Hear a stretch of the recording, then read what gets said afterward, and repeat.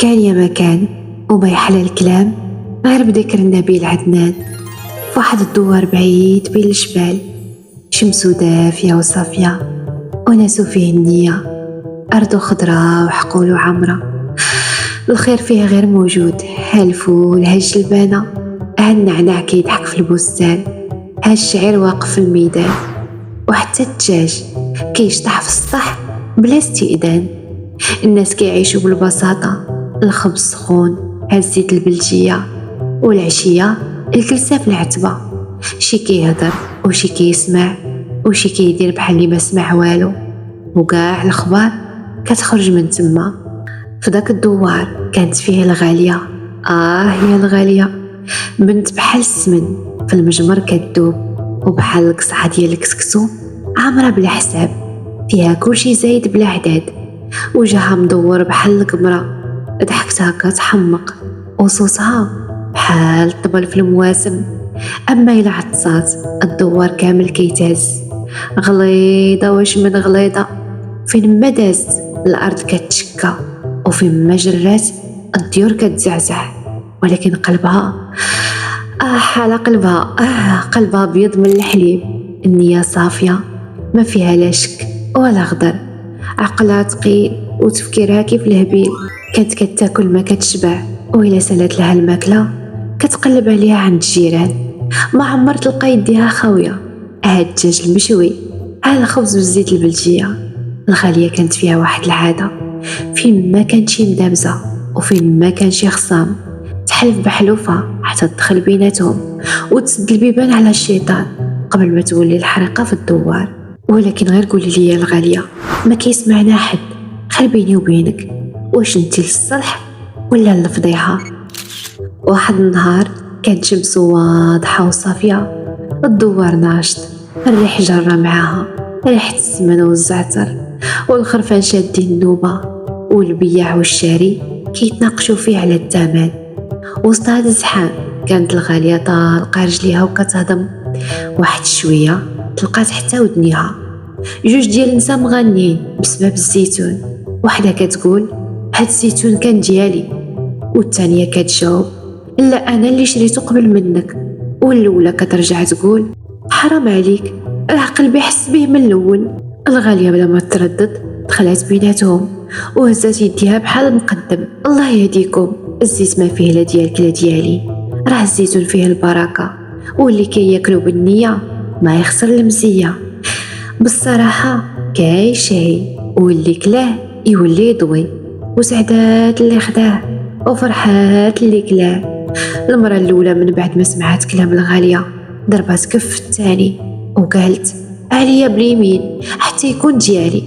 والمرة الثانية منين سمعت اللي كلاه كيضوي قالت هاد الليلة نديه لوليداتي. النوبة الأولى كان الخصام خفيف، ومنين دخلت فيه الغالية رجع فيه المنيت فيه.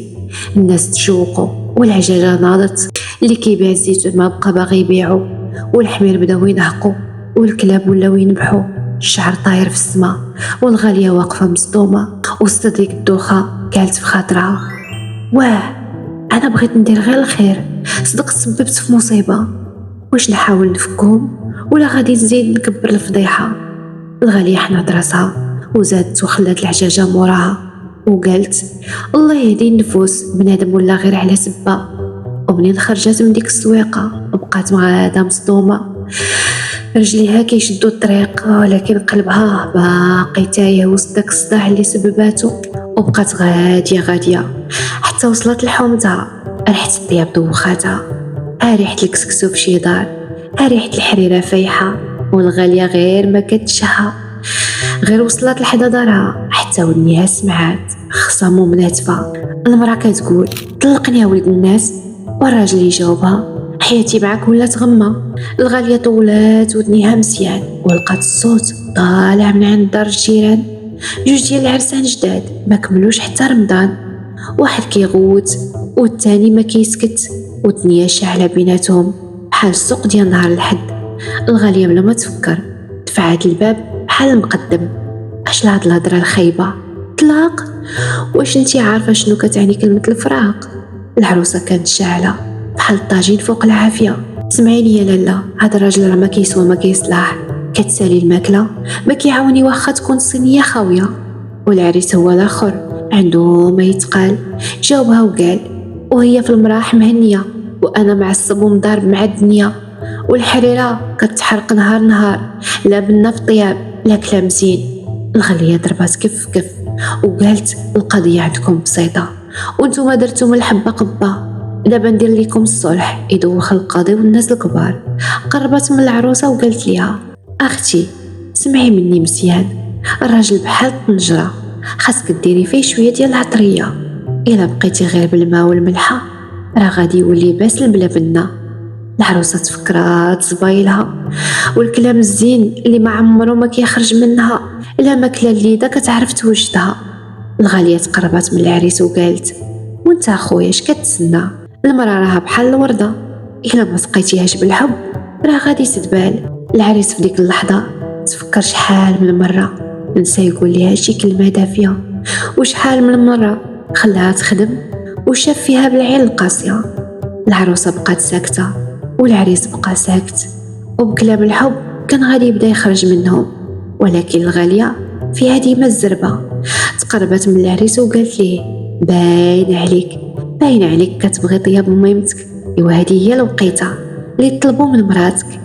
العريس ما كانش من العاجزين، قال لمراتو بصوت حنين نسمح لك يا عمرية الزين، غير ديري طياب بحال الوالده يكون بنين.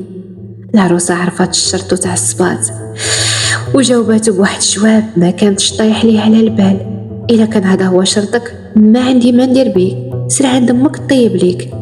العريس دمو سخن وقال ليها بلا ما يشعر وسيري راكي مطلقه.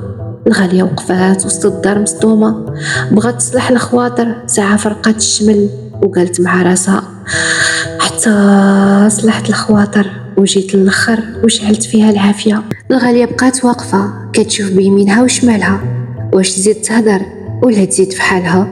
شافت القضية حامضة، إلا زادت هضرات يقدروا يوليو في المناتفة. حنات راسها وزادت ومشات لدارها وقالت علاش حياتي ديما هكا؟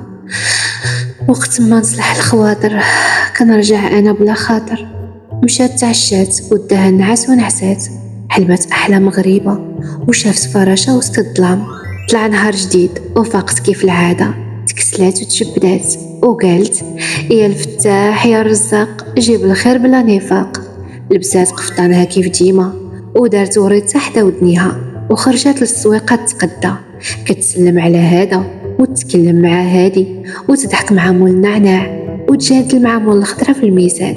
ولكن الغالية بحال ديما كتمشي بالنخوة واخا وزنها ثقيل، الارض كتحس بها في كل مكان وكل خطوه عندها بحال الفيل تخلي الدجاج ينقز من بلاصتو. وسط هاد الحركه وعلى غفله اللي ما كانتش ناوياها على البال، الارض تحلات تحت رجليها ومشات الغالية هبطات، طاحت في واحد الحفره عميقه ومظلمه وبارده وكتخلع. حلت عينيها وبقات مصدومه، حركت راسها وقالت اش كندير انا هنايا؟ حاولت تخرج سلقات، حاولت تسلق هبطات، يا لطيف شكون سمعني. على غفله النور شاع وسط الظلمه وجات واحد الفراشه زاهيه مولاتي، لكن ماشي فراشه عاديه، شكلها شكل انسان جميله تبارك الله، في عيونها باينه ذكيه والحكمه باينه عليها. الغاليه تفكرات شنو حلمات وبدات كتقول واش كان حلم ولا هادشي اللي شفتو بعيني بصح. الفراشه ضحكات وقالت 10 ماكي الغاليه في هاد الحفره. الغاليه بقات غيم بحلقه شويه وهي تقول لها ما عرفتش يكمل العشاء ديال البارح زادني في الثقل والارض عليا ما صبراتش. الفراشه زاد ضحكات وقالت لها لا يا الغاليه انتي ماشي السبب، راهم اللي كلاو رزق البلاد خلاو الارض بحال السراب، كيسرقوا في الميزانيه وكيصاوبوا الطريق بالهوا، يزفتوها بالظلمه والفلوس يدروها في جيوبهم الملويه.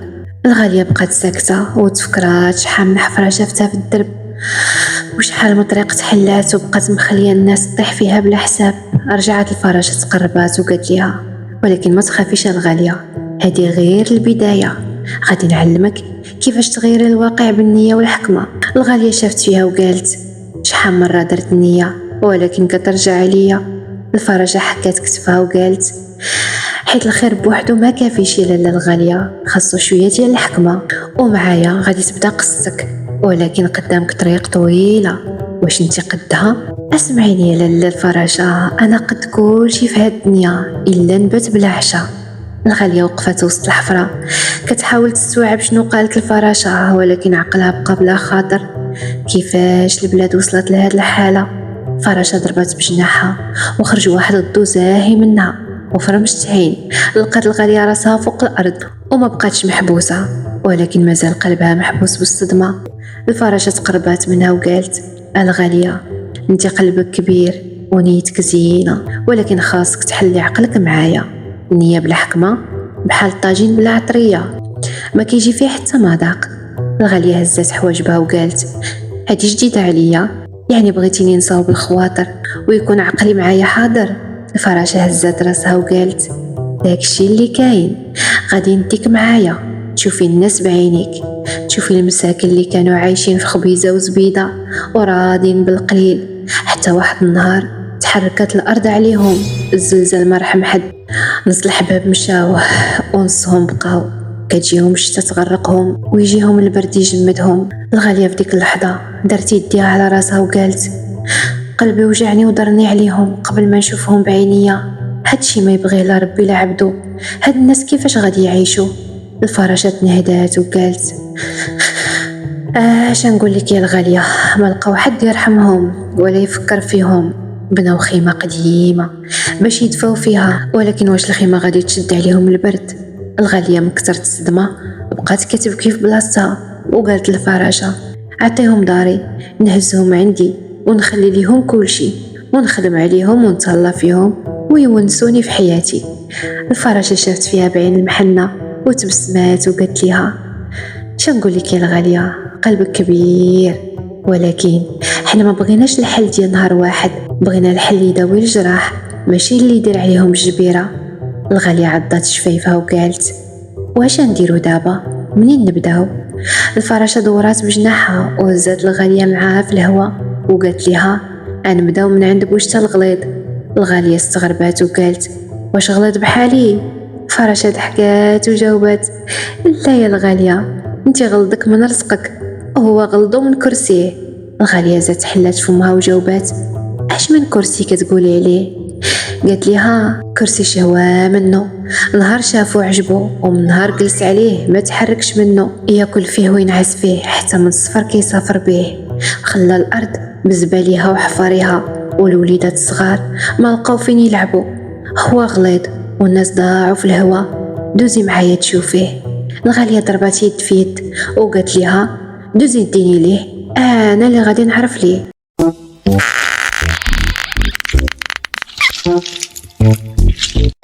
وهنا الغالية غادي تمشي تشوف بعينيها واش بوشتا الغليظ غادي يبقى غليظ ولا عندها شي حيلة باش تحركو من داك الكرسي. في دوار بعيد في السماء المنسي كان بوشتا الغليظ عايش فوق الكرسي، كرشو كبيرة ومدلية وعينيه ناعسة ومهنية والخير قدامه والناس مقهورة ومبهدلة. الغالية شافت بحسرة وعجب وقالت: ويلي، واش هذا بنادم ولا خشب؟ كرسيه واسع وكبير وهو ناعس فيه لا جناب وطابو ولا جالسة فيه عييت، نهار على نهار كيزيد يخمر، ريحته فاحت وهو لا بغى يحشم، ولكن كيفاش غادي نخرجوه من وسط الكرسي؟ الفراشة ضحكات وقالت: الغالية، هاد النوع ما تقدريش عليه بالقوة، راه لصق في الكرسي كيف البزولة، خاصنا نخليوه ينوض راسو. الغالية حكات راسها وقالت: واش نغريوه بالماكلة الثقيلة؟ الفراشة جاوبتها بشطارة: الغالية، الجيعان في قلبه غدار، ما يشبع ما يقنع، بوشتا منين جلس وارتاح جاب كراسة بحالو وفرقهم على ولادو. قربي عندي هنايا نقول ليك، وعلى ما سمعت غادي وريتهم الحفايدو وكل شي جلس ونسى كيفاش الضيم يحرق.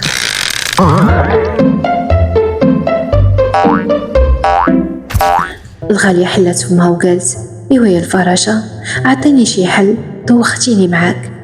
في ديك اللحظة الفراشة قفزت في الهواء، حركات بجناحها، ناضت عجاجة كبيرة، الكراسة بداو يرجفوا والطبيعة هاجت عليهم. بوشتا ناض من بلاصتو ما بقى جالس في الكرسي، حس براسو كينقز وكيزلق ويديه كيتلصقو ورجليه كيقلزو، تحول لمسخوط الجراد كيطير ويتخبط. واحد من ولادو طاح في حفرة والثاني تسلق في النخلة، اما الثالث طاح في الطنجرة.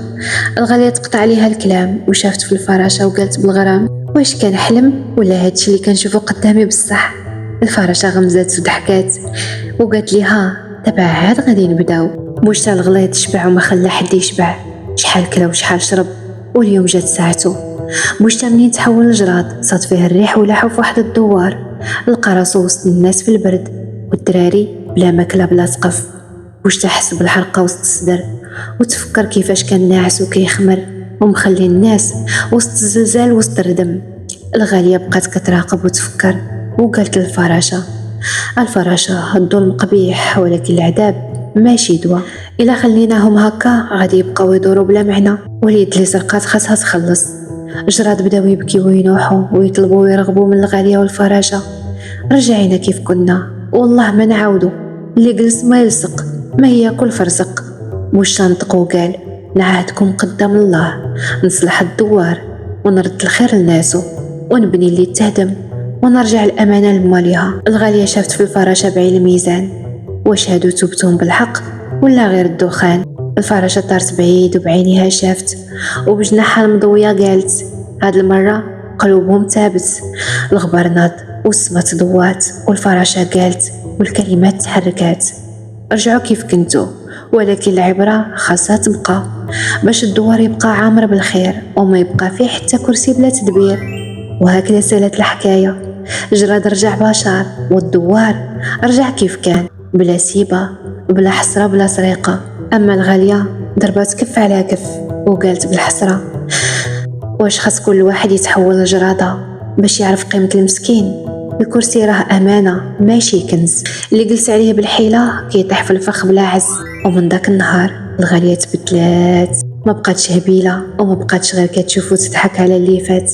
عقلها فاق وقلبها شاعل بحب الخير، ولات كتجري في الدواور تخيط جراح الفقير، تعلم الصغار وتنصح الكبار وتقول ليهم العدل زين والكذب راه عار.